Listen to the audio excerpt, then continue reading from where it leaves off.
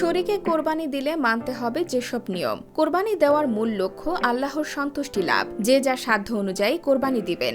কেউ উট, কেউ গরু, কেউ বা ছাগল। সামর্থ্যের অভাবে একা কোরবানি দিতে না পারায় অনেকে অন্যের সাথে শরিক হয়ে কোরবানি দেন। শরিকে কোরবানি দিলে মানতে হয় বেশ কিছু নিয়ম। শরীয়তের বিধান অনুযায়ী, কোরবানির নিয়ম অনুযায়ী ছাগল, ভেড়া ও দুম্বা দিয়ে শুধু একজনই কোরবানি দিতে পারে। যেসব পশু দিয়ে শরিকে কোরবানি শুদ্ধ হবে না। আর উট, গরু ও মহিষে সর্বোচ্চ 7 জন শরিক হতে পারবে। 7 জনের বেশি শরিক হলে কারো কোরবানি শুদ্ধ হবে না।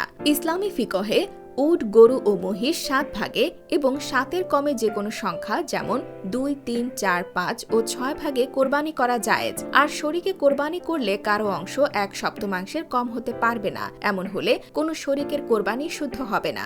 যদি কোনো ধনী মানুষ গরু, মহিষ বা উট কোরবানির নিয়তে কেনেন, তাহলে সেই কোরবানি শরিক না নিয়ে একা দেওয়াই উত্তম।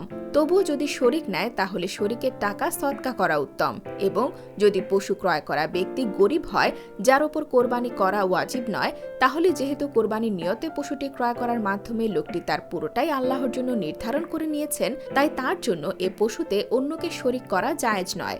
যদি শরিক করে, তবে ওই টাকা সদকা করে দেওয়া আবশ্যক। গরিব ব্যক্তি কোরবানির পশুতে কাউকে শরিক করতে চাইলে পশু ক্রয়ের সময় নিয়ত করে নিতে হবে। শরিকে কোরবানি করলে ওজন করে গোশত বন্টন করতে হবে। অনুমান করে ভাগ করা জায়েজ নেই। কোরবানির গোশতের 1/3 গরিব মিসকিনকে এবং 1/3 আত্মীয় স্বজন ও পাড়া প্রতিবেশীকে দেওয়া উত্তম।